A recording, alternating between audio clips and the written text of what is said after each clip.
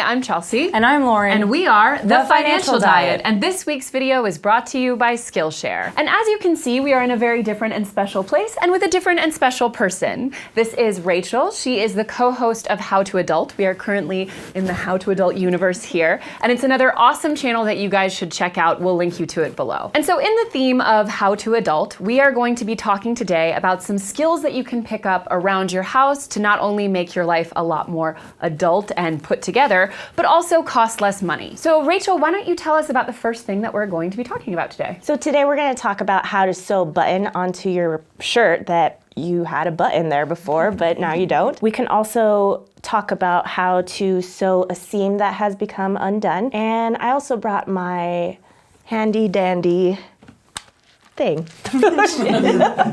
It's a lint shaver. So for those of you who have sweaters, I mean, they have a lot of pills, and so you may want to shave those pills off so that way your sweater will look nice and new again. Learning how to care for and fix up your clothes is like a huge way to save money in the long term, because it's so easy to look at like a sweater with like pilling on the back of the sleeve and be like, well, that sweater's dead. It doesn't have to be dead. It will never be dead. Cool, so let's get into it. Okay, so I brought a shirt that had a button that was obviously there and now it's missing.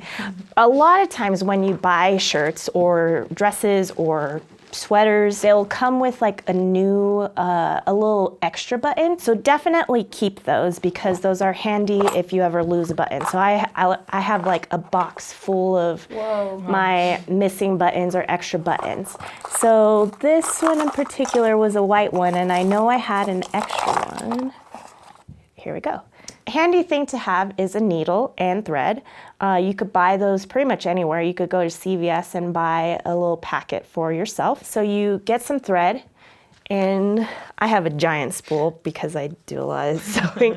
And you want to cut it and then thread it through a needle. I have a bunch of needles, so you want to probably keep your needles all together because I made a little booklet for them. That's so cute. Mm-hmm. When you thread a needle, it will double the thread, basically. To keep from unraveling, you want to knot the thread at the back of the thread, at the ending of the thread. And then you want to start from the back. You want to take out any excess thread that was there before. Hold the needle, put it in.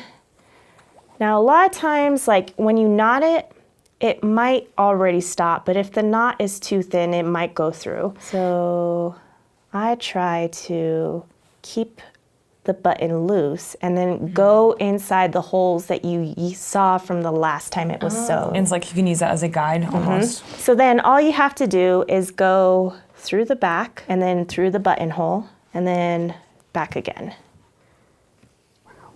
Wow. It's like magic. And then you just do that like maybe a couple of times. Lauren, you want to try? Yes, Sure, would you like to sure. try? So you start from, so you've already gone through the first hole, and then you would just go back down through the second hole and bring it up like that. And then you would come back through the same hole that you started? Yes. Okay. This is like I took home ec in middle school, and like my buttons always look so janky because I started from the front and not the back, which is why yours looks so nice and neat. Yeah, you always want to put like your work on the back. Yeah. You want to hide your work. Yeah, the imperfections like are on the back end of the clothing item. And when you have one that's 4 buttonholes, do you tend to go crisscross? Yeah, you can do whichever one. You can match the other buttons. Some do crisscross, some do parallel lines. So here's another example of something that you might need to mend. So I got this shirt and it came with like a hole. Now this is not really a hole, it's just that maybe the sewing machine, when the person was sewing it, it didn't catch. Or maybe somehow the seams became undone. So it's really easy to fix. So you usually want to turn it inside out already. Now this is like a really fast and simple way to do it. If you have a sewing machine, if you know how to use one and are comfortable, then you probably see this and are like, oh, I can just sew this within like 2 seconds on your sewing machine. But say like you're out and about and you have your handy dandy sewing kit, you just thread your needle and then you start from one side and then thread it through again. Same thing as the button. And then maybe you want to go back and forth. So Advanced. yeah. So it's like you're folding like an accordion almost over the Yeah. needle.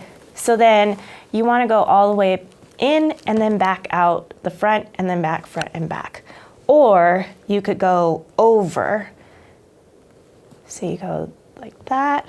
And then you almost like close it up from the top. So like it just depends on how tight you want it to be. Like if you want it tight, then maybe you take lesser gaps in between. So you would go around the top and come through that way, over the top and then back. Okay. Perfect. I think I got it. It's a little messy, but Yeah, I mean, does the trick. you may want to practice here or there, but it'll be enough so that way like you can make it Ah, look at that. through the day without a hole in your shirt.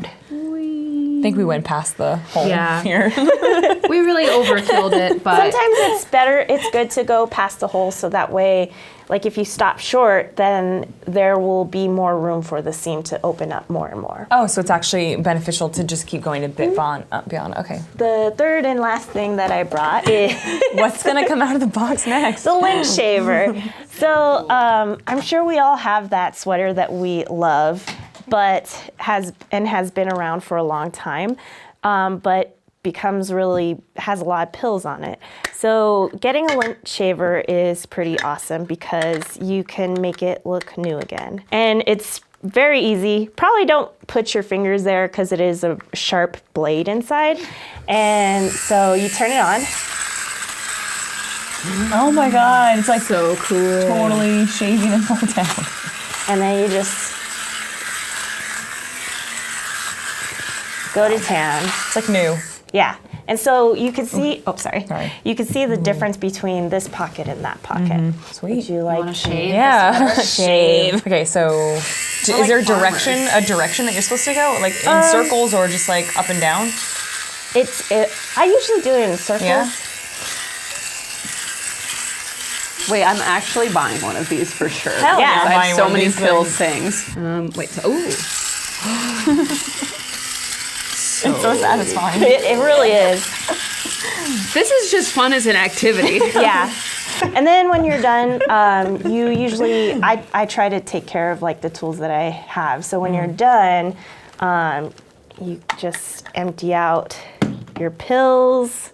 And like, that's what was on your sweater. You sew a new sweater out of And it. it's cool. So those are obviously just a couple kind of simple things that you can do, but they're a great place to start with not only learning how to sew, but also learning to take on the mentality of maintaining the things that you have. And obviously that is not the only place around your house that you can sort of become more of an adult and start taking control of your things. Another really big one is repairing or building furniture. And so to introduce the toolkit that you will probably want to keep around your house if you want to be able to fix or build things, we have something very special, which is a spread from the Financial Diet book that I designed.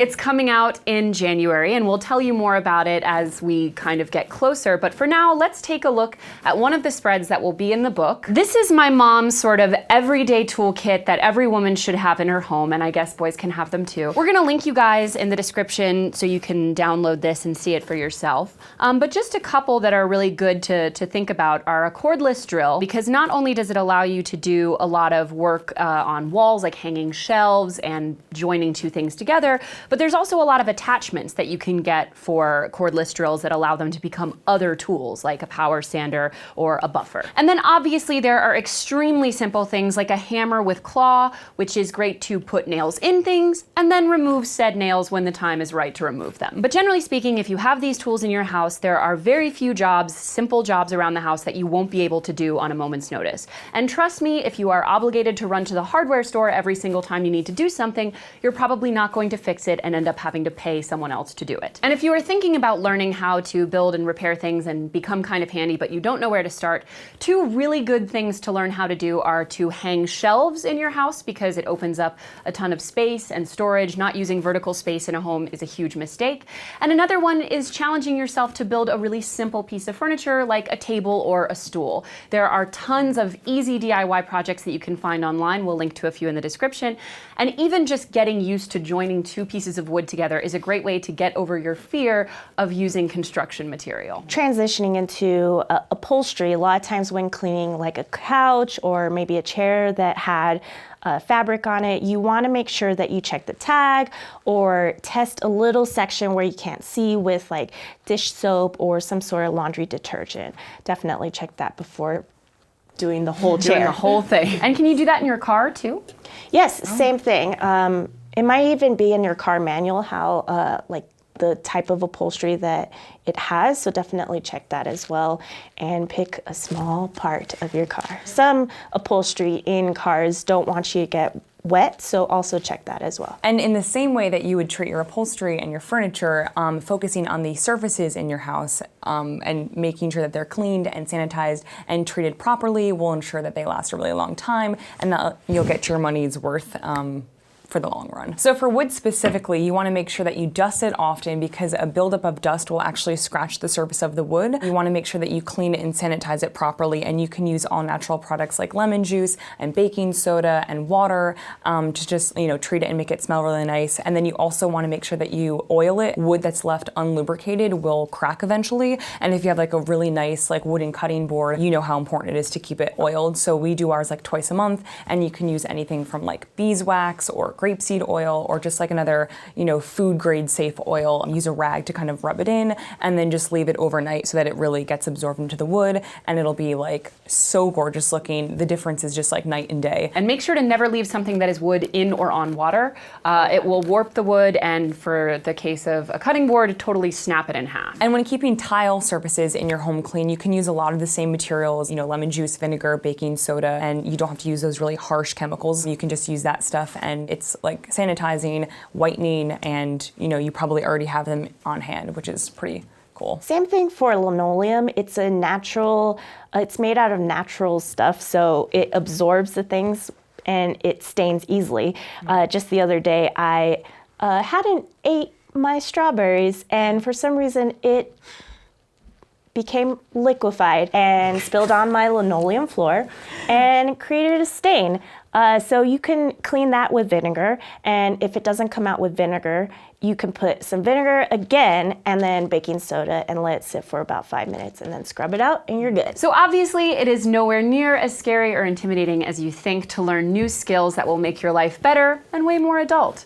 So if you want to learn some new awesome skills more than what you've just seen here, check out Skillshare. It's an online learning community for creators with more than 16,000 classes in design, photo, and more. And they are currently offering a 2-month free trial to the first 500 people who go to the link in the description. Lauren, for example, has taken everything from a lettering class with Jessica Hish to a food photography class for bloggers to After Effects video tutorials that help her make even more beautiful videos here on TFD. And plus, you can learn from anywhere. If you download the mobile app on Android or iPhone, you can tap into classes even when you're offline. So support TFD and finally learn that skill you've been putting off by going to the link in the description to claim your 2 free-month trial of all the amazing classes and tutorials they have to offer. Start learning. So we want to obviously give a huge thank you to Rachel for being with us today. And if you want to check out more of her and her awesome adult being tips, go to youtube.com/learnhowtoadult and subscribe. So as always, guys, thank you so much for watching, and don't forget to hit the subscribe button and to come back every Tuesday for new and awesome videos. Bye. Bye.